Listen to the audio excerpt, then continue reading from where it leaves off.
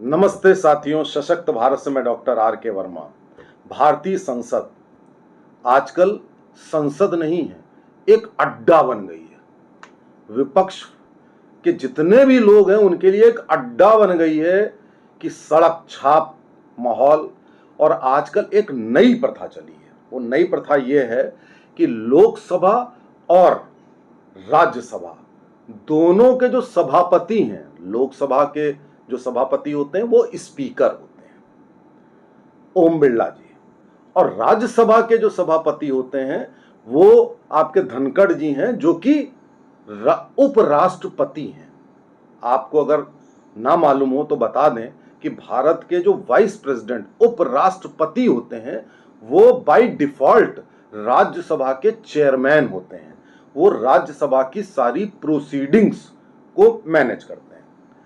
अब इन विपक्ष ने पता नहीं किस योजना के तहत इन दोनों को टारगेट करना शुरू कर दिया है। अब देखिए, जैसे ही मोदी जी ने शपथ ली थी तो सबसे पहले तो ओम बिरला जी को टारगेट करना राहुल गांधी ने शुरू कर दिया था कि अरे भाई साहब, मोदी जी से झुक के नमस्ते करते हैं, मुझसे झुक के नहीं करते हैं। ठीक है ना। अब देखिए नया, अब राज्यसभा में एक नई चीज शुरू कर दी। राज्यसभा में जया अमिताभ बच्चन, इन्होंने कुछ दिनों से ये मुद्दा उठाया हुआ है एक कर्कशा टोन में कि भाई साहब, मुझको ये जया अमिताभ बच्चन क्यों कहते हैं, जबकि जया बच्चन ने ये 5 बार सांसद बन चुकी हैं। और जो ये एफिडेविट देती हैं और जो ये उसमें फॉर्म भरे जाते हैं उसमें क्लियर कट जया अमिताभ बच्चन नाम लिखा हुआ है। और राज्यसभा की जब प्रोसीडिंग होती है तो जो चेयरमैन है वो उस एमपी को उसी नाम से बुलाएगा जिस नाम से उसने फॉर्म भरा है, पर्चा भरा है। तो अगर उन्होंने जया अमिताभ बच्चन कहा तो कोई गलत नहीं कहा, और अगर वो जया बच्चन भी कहें तो भी बच्चन शब्द अमिताभ बच्चन से लिया गया है। इन एनी वे, अगर जया अमिताभ बच्चन ना होकर जया बच्चन भी हो तो भी आपका नाम अमिताभ बच्चन से तो जुड़ गया बाय डिफॉल्ट।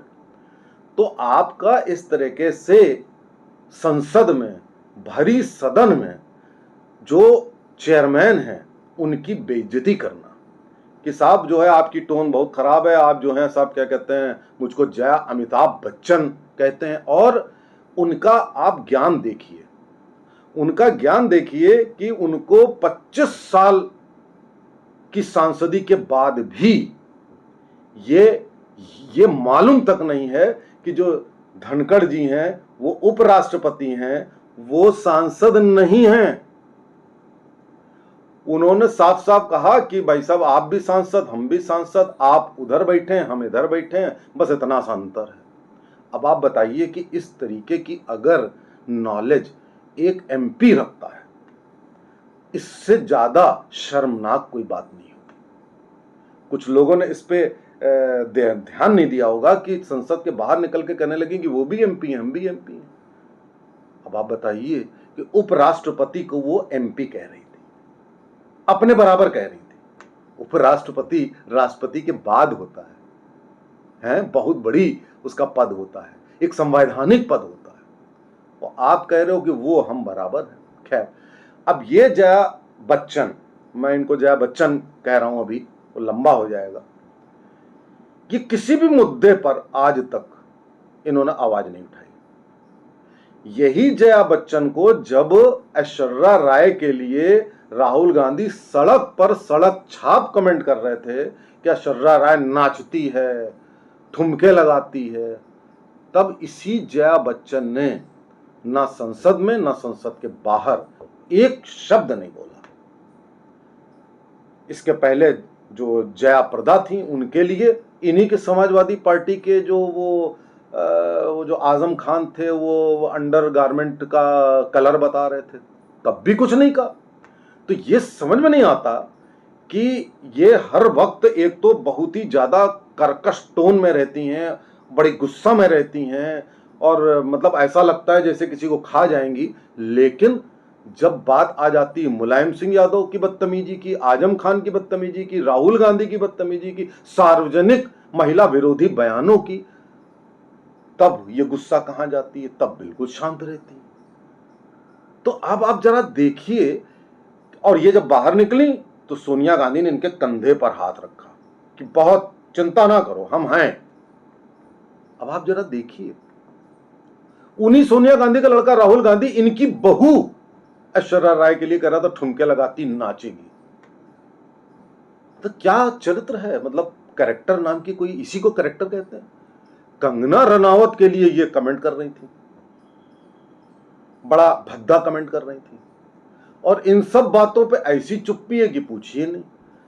मतलब अब आपको याद होगा कि अमर सिंह एक थे, अमर सिंह ने अमिताभ बच्चन और ये जया बच्चन को, जब ये बड़े बुरे दौर से गुजर रहे थे, बैंकरप्ट हो गए थे, तो बड़ी सहायता करके इनको ऊपर लाने में मुख्य भूमिका अमर सिंह की थी।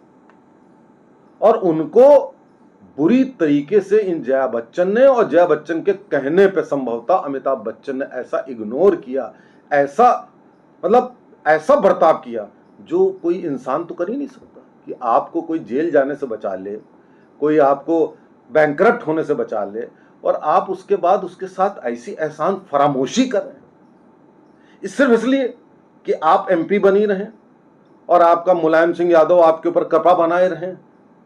तब कहां गई कलाकारी आपकी?